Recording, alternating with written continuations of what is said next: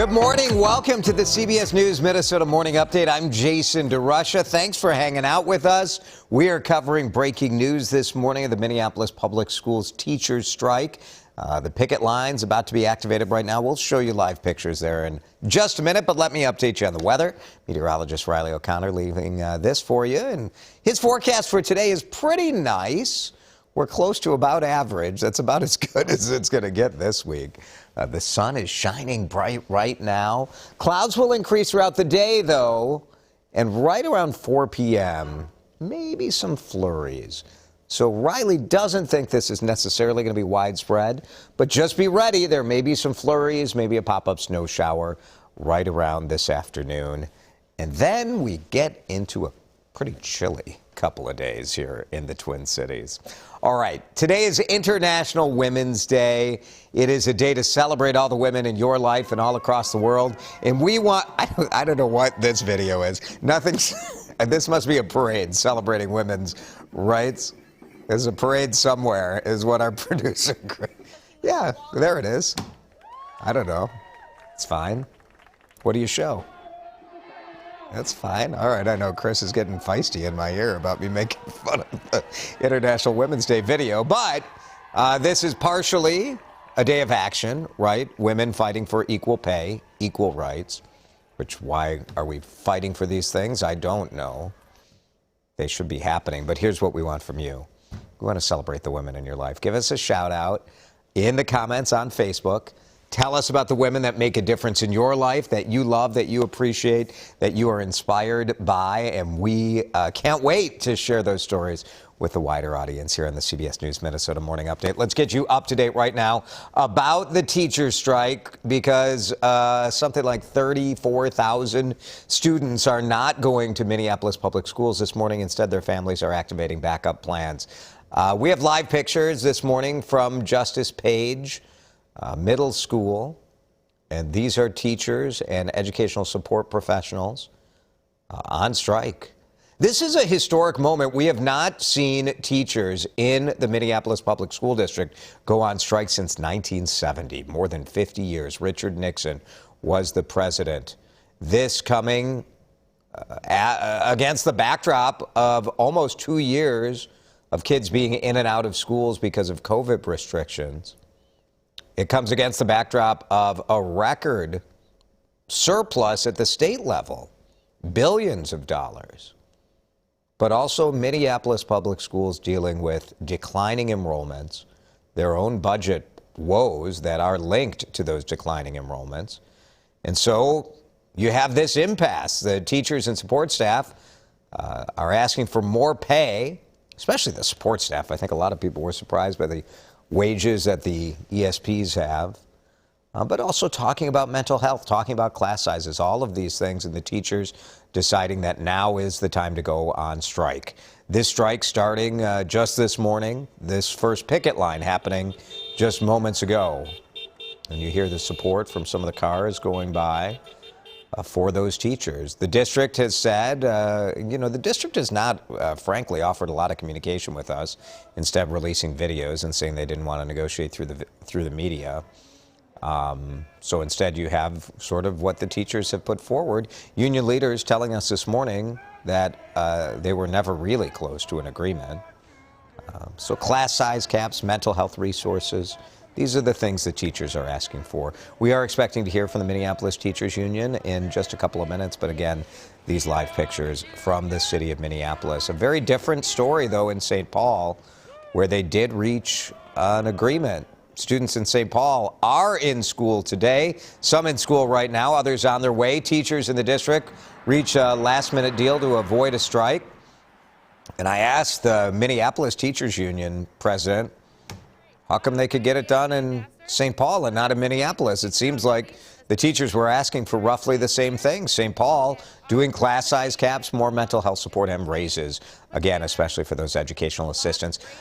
Full union has to vote on this. The Board of Education has to ratify it. but all signs are positive for St. Paul Public Schools reaching a deal. So we'll have lots of coverage about the teachers' strike in Minneapolis right here on CBS News Minnesota and on our social media channels throughout the day. Let's update you on the conflict overseas and how that continues to hit Americans in the wallet, especially at the gas pump. Gas prices reaching a new all-time high. Here's what we're paying this morning. We've seen a higher average price in Minneapolis than we're seeing now. But the jump is what we're seeing that is sort of, it's definitely noteworthy. It's gone up 11 cents in the last 24 hours. The national average, $4.17. Minnesota, $3.86. Twin Cities, $3.89. And that is up 10 cents from yesterday, 40 cents from a week ago. Congress taking steps to possibly block all Russian oil imports to further punish President Vladimir Putin for the war in Ukraine. And so prices will continue to rise is what the experts are telling us. Now, you can have a different reaction to this, right? You can acknowledge that, yes, this is going to make a difference in my pocketbook. But some people are saying, look, considering what's going on, it's a price I'll gladly pay.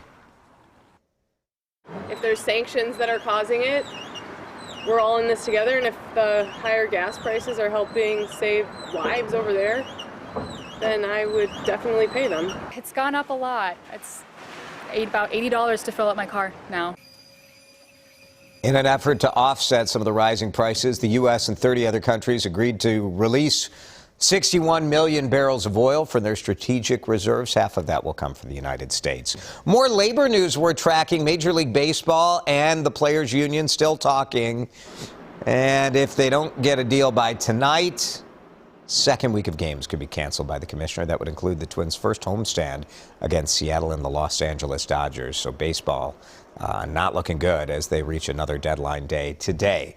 This video is worth your time. Definitely carve out a couple of minutes to go to WCCO.com today and watch this story from Aaron Hassanzadeh and photographer Joe Berglove as they share a very unique look as to how bears survive Minnesota winters. Aaron tagged along with researchers in Grand Rapids who are really looking at the bear population, trying to make sure we keep them healthy, thriving, alive, part of the Minnesota ecosystem. They were on the hunt for bear 6080. It's about a half-mile trek through the Chippewa National Forest, and they found her. So first, they sedated her.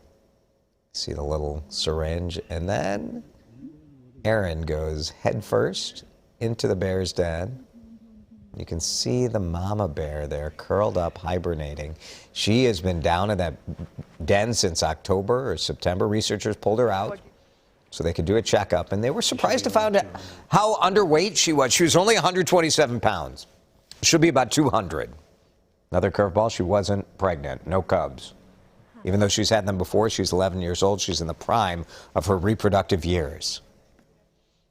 It's actually pretty rare, but we had a really bad food year last year, one of the worst we've had since we started recording in the 80s. It's quite possible that her body told her, you don't quite have what you need to make it through.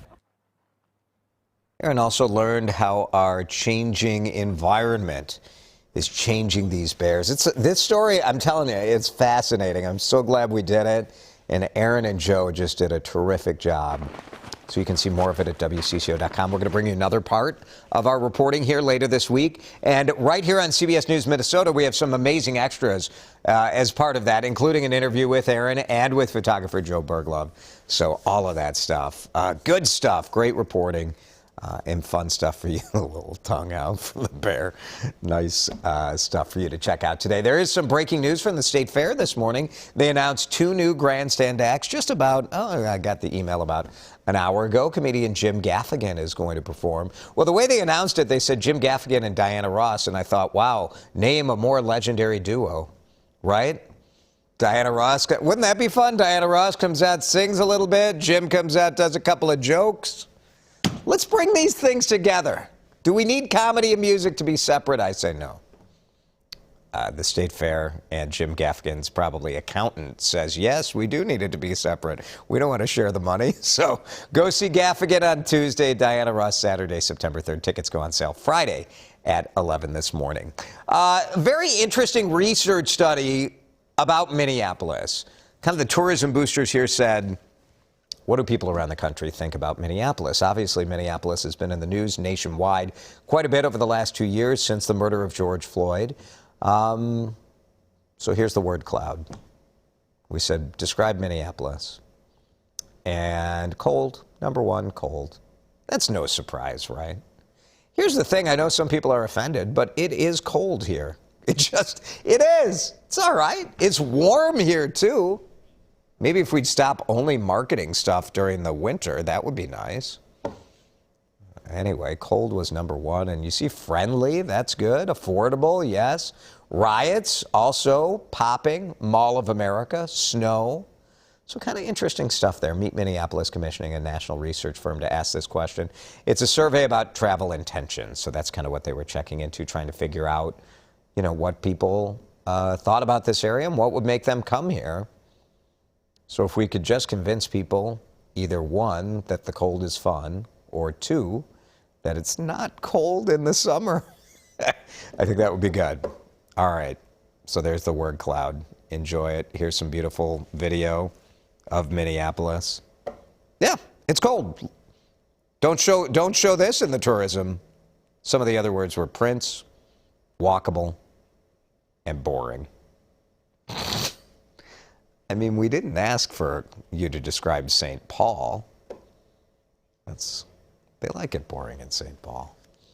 Anyway, kind of interesting to think about, and it does color the way you market the city, right? We often show these tourism videos where you see kind of the frozen tundra and people ice fishing and that sort of thing, and maybe we need to show a little more walking around the lakes, right? Maybe that's the key. All right, let's talk about International Women's Day. Today's the day. I mean, every day we should honor the women. I'm very lucky here to work for a couple of powerful women. Our general manager here, Ann, is a woman. Our news director who runs the news department, Carrie, woman. I essentially work for Heather Brown on this show. Nice to be surrounded by strong women, for sure. Suzanne, shout out to great-grandma Catherine. Arrived in Minnesota in 1856 as an orphan. Wow. Never met her, but inspired by her. Very interesting, Suzanne. Thanks for sharing that. Here's another shout out from Deborah to all my coworkers and boss. Thanks for putting up with me. Deborah, we salute you on International Women's Day. Thank you for hanging out with us. Here's another comment from Bradley. So many women.